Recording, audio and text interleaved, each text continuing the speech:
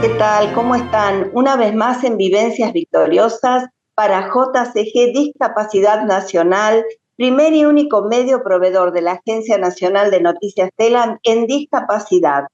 Tengo el gusto de conversar hoy con una mujer muy aguerrida en defensa de los derechos de las personas con discapacidad.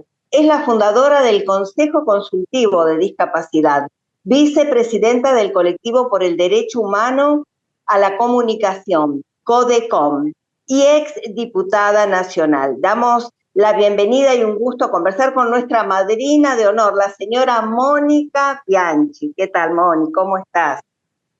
Buen día, Moni. ¿Cómo estás vos y cómo está todo el equipo? Gracias, muy bien. Acá las tocallas.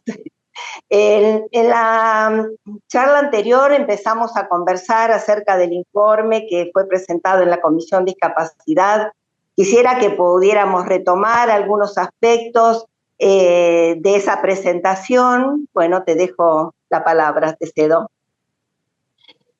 Sí, habíamos estado conversando sobre algunos aspectos. Yo acá no lo tengo a la vista, pero uno de los aspectos que más nos preocupó a nosotros es la respuesta a la pregunta 161, donde le preguntan en qué condiciones está el censo, en este caso la ENDI, Encuesta Nacional de Discapacidad, que el INDEC se comprometió a llevar a cabo en el año 2023. La verdad es que la respuesta del INDEC suena un poco cargada y a su vez está refrendado por la Agencia Nacional de Discapacidad y pone al jefe de gabinete, Guillermo Francos, en una situación de casi mentira, digamos, ¿no? ¿Cuál es la respuesta que da? Dice que en el censo que se llevó a cabo en el 2022, ustedes saben que el censo nacional se lleva se realiza cada 10 años, pero no es únicamente en la República Argentina, se lleva en concordancia con todos los países de un bloque que se llama América Latina y el Caribe, para poder comparar después a nivel mundial, porque también tiene Norteamérica y también tiene Europa, eh, a nivel mundial, en un momento determinado, cuál es la foto que se refleja con respecto a población y vivienda a nivel, repito, a nivel mundial. Acá, como estábamos en pandemia en el año 2020, no se pudo llevar a cabo, se llevó en el 2022. Nosotros, desde el 19, aún en pandemia, veníamos hablando con el INDEC, específicamente con los funcionarios del INDEC que están bajo la órbita de Marco Labaña, especificando cuáles tenían que ser los puntos respecto de discapacidad que tenían que preguntar en el censo, tomando como base que 10 años antes, en el 2010, se habían hecho preguntas específicas sobre discapacidad, no solo discapacidad. En la mesa del INDEC, en aquella época estuvimos sentados, discapacidad, afrodescendientes, pueblos originarios, inmigrantes. Y nosotros propusimos una serie de preguntas que motivaron que llevara un formulario aparte. Se obtuvieron datos muy concretos con respecto a tipos de discapacidad que tenía o no certificado, si de discapacidad, agrupado no solo por provincias, sino también por ciudades chiquitas y por regiones, unos datos impresionantes que nos permitió decir en la República Argentina el 12,9% de la población tiene discapacidad. Ahora, te va a enseñar la baña, con todo respeto, lo digo, pero bueno, empezó a poner trabas una tras otra y dijo que el formulario del censo ya estaba diseñado y que no lo pensaba cambiar y que no pensaba agregar un formulario adjunto porque era muy caro, porque nada, porque el censo incluía una pregunta separada en varias que decía, ¿tiene dificultades o limitaciones para Sí, vestirse recuerdo. solo, escuchar, todas esas preguntas? Entonces, en el informe que responde el jefe de gabinete, el INDEC dice que en realidad en ese censo se hicieron preguntas que permiten determinar dificultades y limitaciones de la población y que va a servir de base para hacer una muestra que posteriormente se va a llevar a cabo la encuesta nacional de discapacidad en todo el país en el año 2025. 2 años de atraso. Pero no importa, hasta ahí vamos bien. Lo que pone el INDEC, que nos pone a todos mal, es cuando dice una frase, que repito, no la tengo acá, así que por ahí palabra más, palabra menos, pero el concepto es que la encuesta ENDI se llevará a cabo en el 2025 siempre y cuando se cuente con los recursos presupuestarios para una encuesta de semejante envergadura. Entonces yo pregunto, ¿por qué nos hizo en el censo que teníamos a todos los censistas en la calle? ¿Por qué no lo aprovechamos si lo hicimos ahí en el censo? Bueno, esa es la pregunta 161, nos provocó mucha rabia. Y claro, como a este gobierno sinceramente no le importan las clases vulnerables entre las cuales está discapacidad, la verdad es que no saber cuántas personas con discapacidad hay no importa mucho. Los diputados y los senadores y los diputados o senadores provinciales están haciendo proyectos de ley, aprobando leyes que afectan a las personas con discapacidad sin tener en cuenta cuánto es la población a la que están afectando. No tienen idea. La verdad es que esa parte del informe nos molestó. Creo que hay que tenerlo en cuenta. Y creo que de cualquier manera necesitamos saber cuántos somos, cómo somos y dónde estamos. Pero parece ser que eso es todo.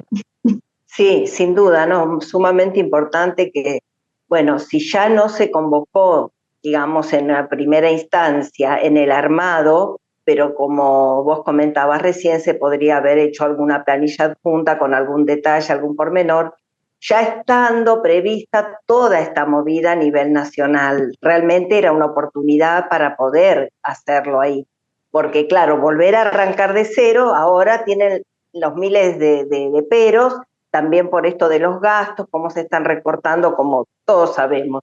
Sin duda que va a ser una probable respuesta. Después no hay financiamiento, pero es una lástima no solo no haberlo hecho, sino que ahora también se pongan más tropiezos, más impedimentos. Y es sumamente necesario saber el colectivo, como vos decís, cuántos son, en qué condiciones y dónde están las personas con discapacidad. Y veo que también como sigue el curso de los acontecimientos en relación a las pensiones con discapacidad, toda esta situación actual que perjudica, que crea un clima de tensión, de angustia, porque muchas personas están pensando si le van a retirar la pensión no contributiva, la pensión por discapacidad, y están asustados y sé que es una realidad en este momento muy cruel, porque las personas se sienten emocionalmente afectadas con un gran nivel de angustia y las familias, así que ahí también quiero preguntarte al respecto, cómo afecta directamente. A ver, acá hay dos aspectos muy importantes a considerar. Por una resolución, ya lo sabemos, lo hemos dicho hasta el cansancio, el 31 de octubre del 2023, el gobierno anterior, por la resolución 566, permitió que las personas que cobran pensión no contributiva puedan realizar trabajos en forma dependiente, o sea, con relación de dependencia, con monotributistas, con pequeños negocios, y cobrar la pensión no contributiva siempre y cuando los ingresos producto de su trabajo no superen las 4 jubilaciones mínimas. ¿Por qué se estableció esto? Porque vamos a poner un ejemplo cortito y sencillo. Una persona con una discapacidad intelectual no puede, no están en condiciones. Hay muchas discapacidades intelectuales que no están en condiciones de trabajar 8 horas. Entonces trabajan 4 horas, por ejemplo. Los hay muchos, hay una cadena de comidas que los emplea 4 horas a gente con discapacidad intelectual, hay una empresa que emplea personas con discapacidad intelectual 4 horas, la provincia de San Luis lo hace, por poner un ejemplo. Entonces, entre la pensión no contributiva y esas 4 horitas, siempre y cuando tengan un sueldo neto inferior a las 4 jubilaciones mínimas, que serían 800 y pico de mil pesos, con un sueldo bruto de 1.040.000, viven, se sienten útiles y es más. Si trabajan con relación de dependencia, aportan al Estado el aporte patronal y el aporte del empleado, la contribución. Y si trabajan sin relación de dependencia, aportan monotributo. Hasta ahí estamos. Entonces salió toda esta movida diciendo que las pensiones son pensiones por incapacidad laboral. Le agregan la palabra laboral. Tengamos en cuenta que las pensiones por discapacidad no existen.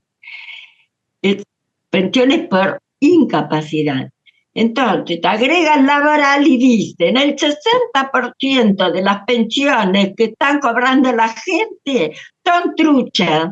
¿Por qué? Porque tenemos la radiografía del perro y porque además toda esa gente está trabajando y con relación de dependencia. Pero lo permitía la resolución 566, que inclusive aparecía en la página de la ANSES. En la web de la ANSES aparecía bien claro que si uno tiene todo lo que estamos diciendo, que puede trabajar y cobrar las 2 cosas.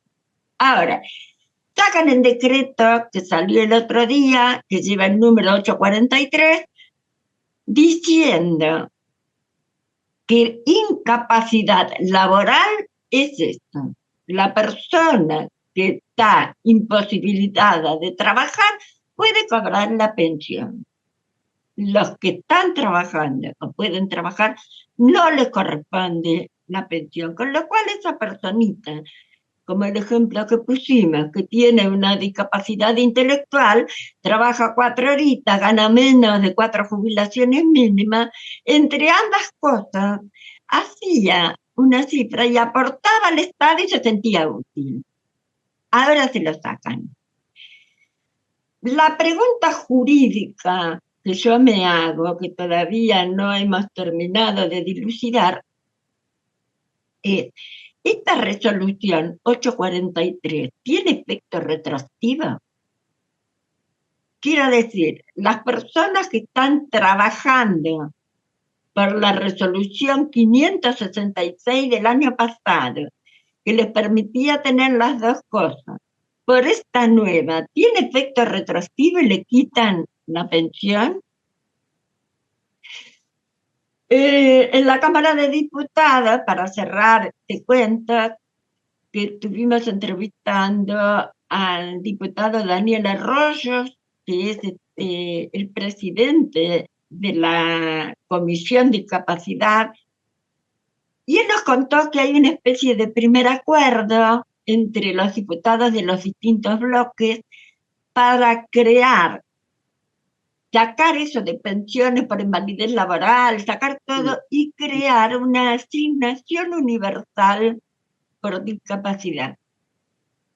Entonces, estamos esperando, a la espera de ver cuáles son los fundamentos, cuáles son las primeras novedades que puedan presentar sobre esto, pero desde ya decimos que el colectivo de personas con discapacidad que pertenecen al Consejo Consultivo vamos a apoyar esa idea porque nos parece una idea excelente. Asignación universal por discapacidad. Sí, es muy interesante y sería también muy útil para todos. Vos sabés que me quedo pensando en esto y digo, con los montos que tienen actualmente adjudicadas estas pensiones no contributivas, es imposible pensar que una persona puede vivir, afrontar todos sus gastos, que se entiende o se sobreentiende que una persona con discapacidad tiene gastos extras de tratamientos, traslados, se han reducido tantos beneficios también a partir de obras sociales o prestaciones o prestadores, que es como cercenarle la posibilidad de la vida misma, porque una persona con discapacidad, a veces si prescinde de un tratamiento o de un aparato o de una medicación, se le trunca la posibilidad de continuar o lo limita o estar en un estado de deterioro. Así que es muy compleja esta situación de este colectivo, hay que estar muy atentos y por eso también en nuestro espacio queremos siempre visibilizar cada resolución, cada paso que se va dando y poder compartirla con todos nuestros amigos y con todos los que les interesa verdaderamente el tema o están involucrados. Se padece mucho como familias también, porque uno acompaña, pero como dije, no todas las familias están en condiciones de afrontar todo esto que el Estado los va desprotegiendo cada vez más. Así que, sí, Moni, te agradezco. Así, decime. La verdad es que para cerrar esto, lo que a mí me preocupa es que todas las noticias, todos los medios, todo lo que está circulando respecto a las pensiones no contributivas, al certificado único de discapacidad que hablábamos el otro día, nos hacen quedar como si fuéramos delincuentes. O sea, parece ser que las personas con discapacidad tenemos certificados truchos, trabajamos y cobramos la pensión, que es una barbaridad lo que cobramos, estamos aprovechándonos de todo, pero nos hacen quedar como si fuéramos delincuentes, y no lo somos, Moni. Esto por me supuesto. preocupa. Sí, lo mismo están haciendo con todo lo que están tocando, salud pública, educación pública, es como una estrategia de desprestigiar y hacer quedar, digamos, mal ante la sociedad. Quieren conquistar voluntades u opiniones de esa manera. Lo entiendo perfectamente, sí. Tal cual, Moni.